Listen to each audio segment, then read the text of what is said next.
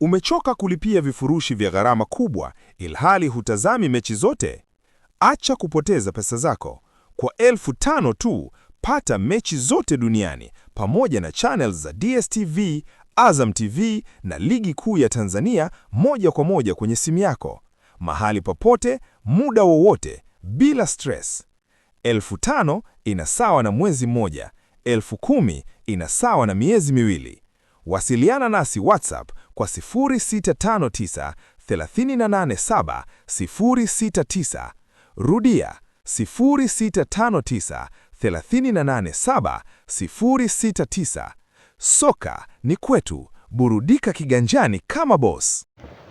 Pacome ndiye mchezaji ambaye ana Young Africans katika klabu ya soka ya Young Africans hanaga masihara mpaka hivi sasa. Ameshawaambia lazima cha soka cha Young Africans kwa sababu ni mchezaji ambaye ametoa masharti, amekuwa na wachezaji kwa maana kwamba kiwango wao wanadai kiwango kibaya sio kizuri, amekuwa na wachezaji inawezekana hata timu kupoteza au timu kutokushikilia bomba vizuri, yani awataja wachezaji ambao watawatoa. Sasa kama hiyo inamkata kiukweli, inamkata, na kama unashuhudia katika video ilikuwa inasambaa kwamba Junior Said kutoa maneno na mmoja kati ya watu ambao wachezaji hasa kuhusiana na disappointment ya mchezo ule.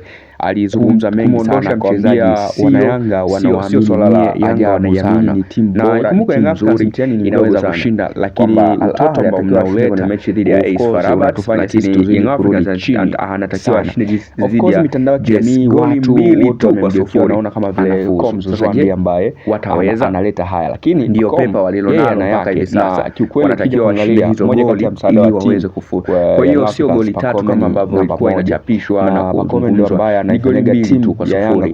Young Africans kwa sababu anakwenda eneo ya juu, yeye ndio ambaye finali, na Engineer Said ameshasema kwamba watu wanaiamini Young Africans na watu waliamini kwamba inaweza ikashinda dhidi ya AS FAR Rabat kule ubingwa zaidi. Sasa matumaini mpira ana force kukimbia ili kuondosha ule yani kuondosha nani mmeyafanya kwamba ule wingi wa wachezaji wa AS FAR katika eneo lao. Sasa kwa nini inakuwa hivi na kwa nini inaonekana kwamba ni mtu ambaye anazingua last chance alivyokuwa katika mahojiano yeye alisema kwamba mchezo ambao watu ambao wanatengeneza chuki tarajio kucheza siku watu vurugani wenyewe kwa wenyewe kuona kwamba timu yao haifai na watu ambao wanajiska shoti, lakini uweze kufuzu kwa sababu ya Pacome ambao wanasema anazingua ndiye ambaye aliwachachafia Waarabu siku ya mechi dhidi ya AS.